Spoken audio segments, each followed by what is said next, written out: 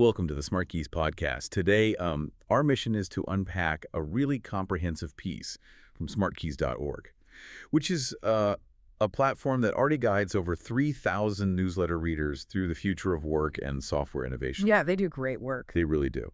And the article we are diving into today is written by the founder himself, Felix Romer. It's titled, Automated Reminders. Use calendar alerts to never miss a deadline. And, before we really get into the weeds here, I want you to take a second and just imagine your typical workday. Oh, boy. Right? Just think about your desk right now. Think about how much mental energy you waste constantly relying on your own memory. You're probably juggling deadlines, meetings, maybe a medical appointment you need to reschedule, and just endless client follow-ups. You're likely holding on to this incredibly fragile mental checklist, just hoping nothing slips through the cracks. And that fragile mental checklist is, well, it's a massive bottleneck in the modern professional world. It is exhausting to carry all that around. And to be clear, we are not just talking about setting a basic alarm on your phone so you remember to wake up in the morning or, pull a pizza out of the oven. Right. We are talking about treating automation as a highly strategic resource for your overall business efficiency. Because in a business landscape where everything moves incredibly fast, a well-timed nudge does so much more than just keep you personally organized. It actually drives the business forward. Exactly. It prevents missed deadlines that ultimately cost your business money and severely harm client trust.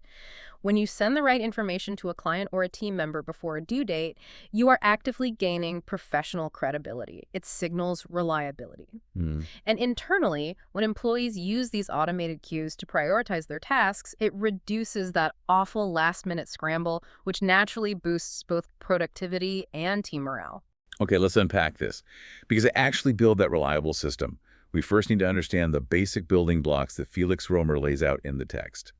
He draws a really hard line between two things that, honestly, I've always used interchangeably in my own life. Most people do. Yeah, alerts versus reminders. I always thought they were the exact same thing. So what is the actual difference in this system? It is a really common mix-up.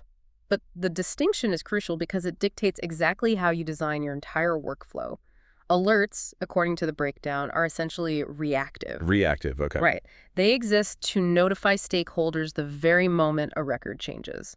So you would build an alert when there's a new form entry on your website, a sudden status update on a massive project, or when a highly time-sensitive event just occurred. Like a server crashing. Yes, or a payment failing.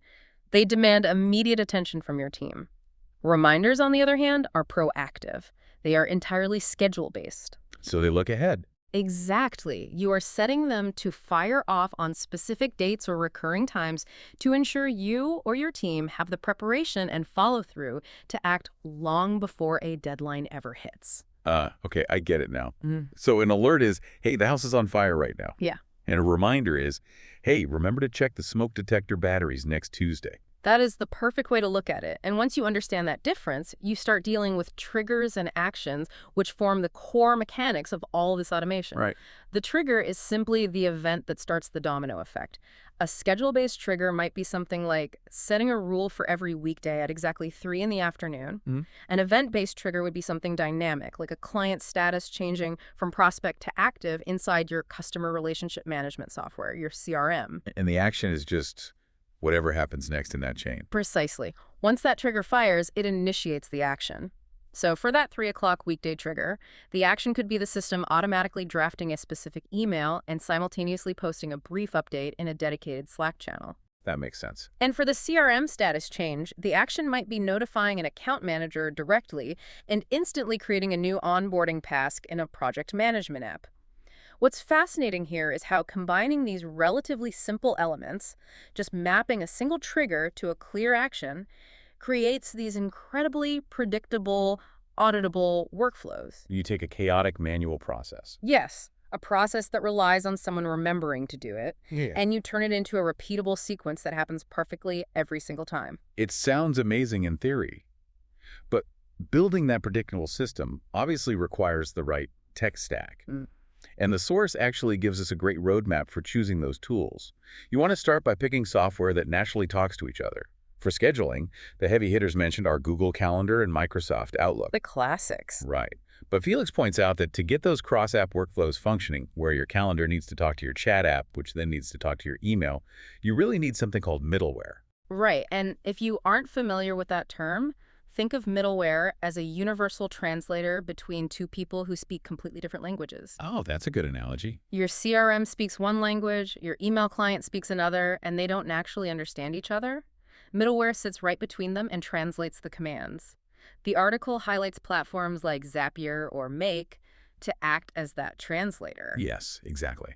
And to give you a highly practical example straight from the text, you can build what is called a Zap in Zapier. You would set Schedule by Zapier as your initial trigger, maybe configuring it to run every single Monday morning. Mm-hmm. Then you add your action, telling Zapier to send a pre-written Gmail message to your team or post a customized metrics update to a specific Slack channel. It bridges platforms that normally wouldn't even acknowledge each other's existence. And once you have that bridge built, you have to develop a deliberate channel strategy. This is about knowing where your notifications should actually live. Because you can't just put them everywhere. Exactly. If you just send everything everywhere, it is an absolute recipe for disaster. The article advises choosing channels based on two things: recipient preferences and urgency. If you have a notification that includes detailed step-by-step instructions or requires careful reading and a thoughtful reply, email is absolutely your best bet. Okay, but what about the urgent stuff? Yeah. Because the source mentions using SMS for critical alerts, like a server going down. I have to play devil's advocate here. If I get an automated work text message at 8 o'clock at night while I'm watching a movie, I'm going to throw my phone in the ocean. I don't blame you. Isn't that incredibly intrusive? Yeah. How do we use this without just stressing our teams out 24/7? That is exactly why you have to establish severity thresholds, which the article heavily emphasizes. You do not use SMS for a routine task update. You reserve it strictly for emergencies where the cost of not knowing immediately is catastrophic. Like your website going offline during a major Black Friday sale. Exactly. For everything else, the routine nudges, you use app notifications within tools like Slack or Microsoft Teams. Those are ideal because they catch users right where they are already working during business hours, and they respect the do not disturb settings people have already established on their personal devices. That brings up the very real threat of alert fatigue. Because if I get one more notification from my project management app telling me a task was updated 4 seconds ago, I'm going to lose my mind. It becomes overwhelming. Right, you can't just blast people with notifications across all these channels. The frequency of your automated reminders needs to match the actual intent. It really does. A daily nudge is completely different in tone and purpose from a monthly summary. The source suggests that if you have a lot of low-urgency updates, you should batch them together. Batching is so smart. It is. Instead of 50 separate pings throughout the morning, roll them into a single morning summary or a weekly check-in to drastically reduce the noise. If you annoy your team or your clients with constant pinging, they will just start ignoring the system entirely. It just becomes white noise. Exactly. You have to tune your send times to the right time of day and constantly adjust that frequency based on user tolerance. Each reminder must actually help them plan their day, rather than just nagging them. Here's where it gets really interesting. Because when you start tuning this correctly, you can integrate this entire process so deeply that it handles the most awkward parts of business without any human intervention at all. I am talking about asking for money. The dreaded invoice follow-up. Yes. The source details how you can connect your CRM directly to your billing systems to automate client and payment reminders. The concept here is to mirror your actual revenue cycle in your automation. Lead to, quote, to invoice to follow-up. Yes, this is where the system actively protects a company's revenue. When you automate your billing follow-ups, you are fundamentally preserving cash flow. The article provides a perfect scenario for this. Setting up a workflow that automatically sends a personalized, polite payment reminder exactly 3 days before a due date. Just a little nudge. Right. Think about the psychology of that. You are taking the awkwardness out of asking for money. You are just giving them a gentle, automated tap on the shoulder so they can pay you without the stress of a late fee.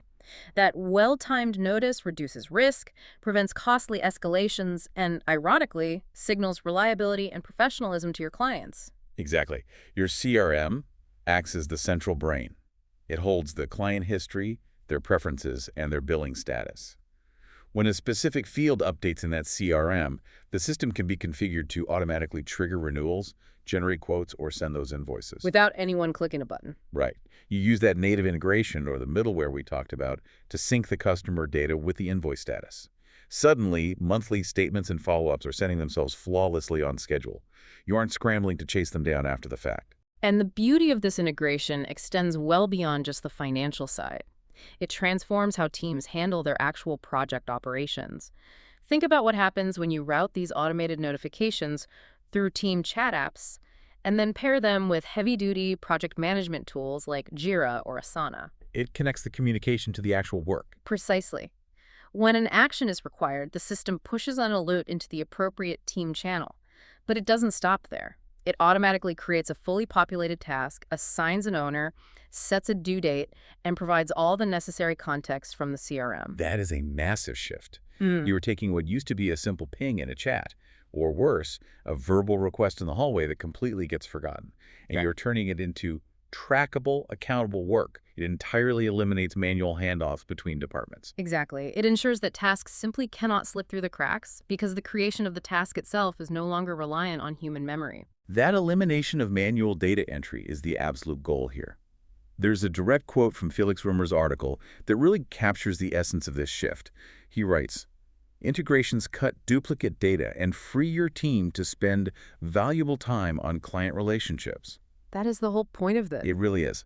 That is the real payoff. You are not automating things just to be robotic or to replace people. You are automating the routine, mind-numbing data entry so that your human team members can actually focus on the nuanced, relationship-building work that truly requires a human touch. If we connect this to the bigger picture, maintaining that level of efficiency requires ongoing optimization and a lot of trust in the system. You cannot just set these workflows up once on a Friday afternoon and completely forget about them. They need maintenance. They do. The article strongly advocates for using reporting and analytics to measure the effectiveness of your reminder system. You should be actively tracking delivery rates, open rates on emails, click-through rates, and interactions with your notifications. You want to monitor downstream outcomes, like whether those automated prompts are actually resulting in on-time payments. So you aren't just guessing if it works. You have the data to prove it. Precisely. By building what the author calls workflow health dashboards, you can surface failures, monitor retries, and identify items that are just sitting there aging. This allows you to catch technical hiccups and fix them before they ever impact your teams or your clients. That proactive monitoring is huge. It is. If engagement drops or people start ignoring the reminders, you use those metrics to refine your copy, adjust your channel mix, or tweak the send times until the performance improves. Okay, but we need to talk about the elephant in the room. With all this sensitive client data and internal operational data flying between different applications, how do you keep all of this safe? That is always the big question. Because we are talking about connecting systems via APIs, which, by the way, if you aren't familiar, an API is basically a digital waiter that takes a request from one app to another and brings the response back. But having these waiters constantly running data in the background sounds a little scary. It is a valid concern, and the article lays out some very strict protocols to ensure security. First, you absolutely must use end-to-end encryption. That ensures your data is protected both while it is in transit between apps and while it is at rest on the servers. That is non-negotiable. Completely non-negotiable. Really? You also need to enforce role-based access controls. This means people only have access to the specific workflows and data they actually need to do their specific jobs. The intern doesn't need access to the automated payroll triggers. Makes total sense. And the source also mentions complying with guidelines like GDPR and CCPA, which are essentially the big data privacy bouncers that protect consumer information in Europe and California. How does automation play nicely with those strict privacy laws? The core principle highlighted in the text is sharing only the absolute minimum information necessary within the messages themselves. You do not put a client's entire life history, their financial details, or their personal phone number into a casual Slack notification. Right. Keep it brief. Exactly. You share just enough context, maybe a first name and a project ID, to prompt the action. That respects user privacy and keeps you compliant. Furthermore, you need to thoroughly document your software configurations, establish clear data retention policies, and constantly audit your access logs. That way, if an incident ever does occur, your response is as fast and transparent as possible. So what does this all mean? How do you actually get started without feeling totally overwhelmed by setting up encryption protocols and learning Zapier interfaces? It can be daunting. It can. But Felix Rimmer offers a brilliant, highly practical takeaway for anyone listening to this deep dive right now. He says, finish strong and pick one recurring need to automate today. Don't try to automate your entire business by tomorrow afternoon. Just pick one thing. That is exactly the right blueprint for scaling. You start incredibly small. Identify just one routine manual follow-up that constantly drains your time. Maybe it is that weekly email asking your team for their project hours. A classic time waster. Right. Define a single trigger for it, map out a clear, concise workflow, and design a standardized message template. But before you ever roll it out to the company, you must test it. Yes, because if you mess up the automation, you could accidentally email your entire client list 500 times in a row. Exactly. And no one wants to clean up that mess. The article emphasizes running tests in a sandbox or staging environment first. Because these automated tests send real messages, you always want to start by sending a direct message strictly to yourself, or maybe a very small, informed pilot group. Keep the blast radius small. Precisely. This protects real recipients from accidental spam. You iterate on the timing, you refine the copy so it doesn't sound robotic, you confirm your delivery permissions, and you prove its value in your own daily routine. Once you have documented that one successful configuration and you can definitively show how much time it saves, then you expand. You scale that success across your team, moving routine work off their plates and into reliable execution. This raises an important question, one that builds on this entire concept of freeing up our focus. If we successfully implement these systems across our businesses, if we genuinely manage to offload all of our routine memory tasks, our scheduling anxieties, and our manual follow-ups to these encrypted, seamlessly automated workflows, what new, high-level strategic thinking will our human brains finally have the space to unlock? When we are no longer consumed by the daily fear of forgetting something important, what incredible creative innovations will we finally have the mental bandwidth to pursue? That is an incredible thought to leave on. When you stop acting like a calendar, you can finally start acting like a visionary. Thank you so much to everyone for tuning in to the SmartKeys podcast. If you found this deep dive valuable, please make sure you subscribe to the podcast so you never miss an analysis. And I highly encourage you to read Felix Rimmer's full, comprehensive article for yourself to see how you can apply this to your own workflow. It is packed with even more strategic insights, and you can find the link right down in the show notes. Until next time, keep optimizing and keep focusing on what truly matters.